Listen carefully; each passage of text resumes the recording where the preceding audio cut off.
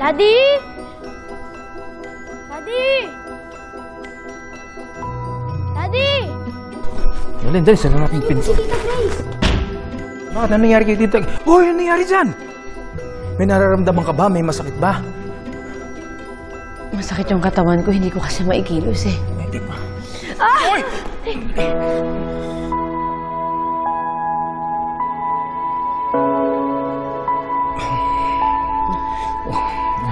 Higa mo muna.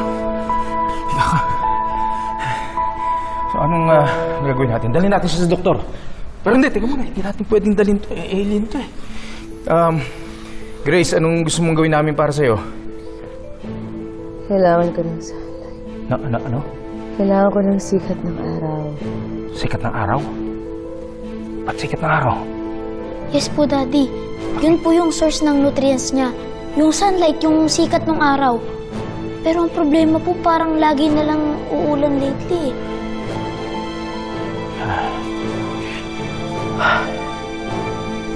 Mamulan. Sige. Dad, si Yaya.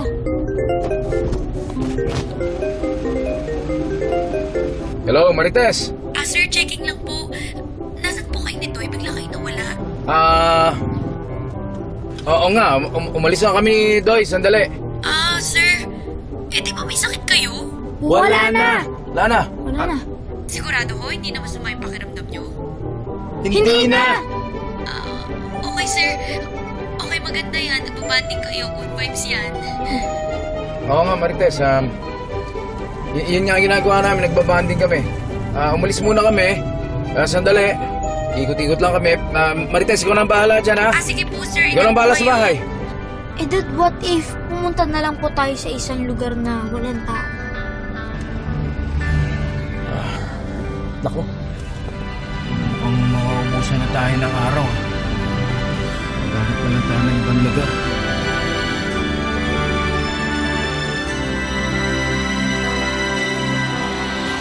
Ninong, ano pong gagawin kapag nanghihina na ang isang tao? Kapag mahina na po yung arms at legs niya?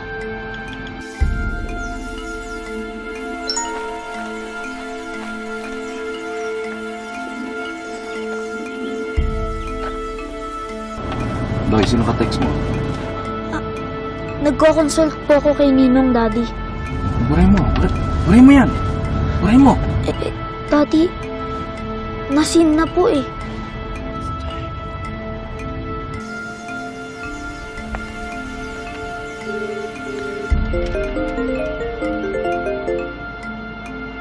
Bro!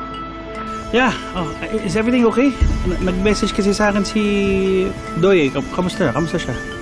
Yeah. May assignment lang si Doy. Nagre-research siya. Ganun ba? So okay lang siya. Can I come over? Pare, umalis na kami. Tsaka nagmamaneho ako. Mamaya, tatawagan lang tayo mamaya. Sige pare. Bye. Hello? Doy, sa susunod huwag kang magbabanggit ng kahit na ano tungkol sa Tita Grace mo sa ninong mo, ha? Daddy, sorry po ah. Pero saan na po tayo pupunta ngayon? Kundi sa ospital o kaya kina Ninong Sef? Sa La Union. Po?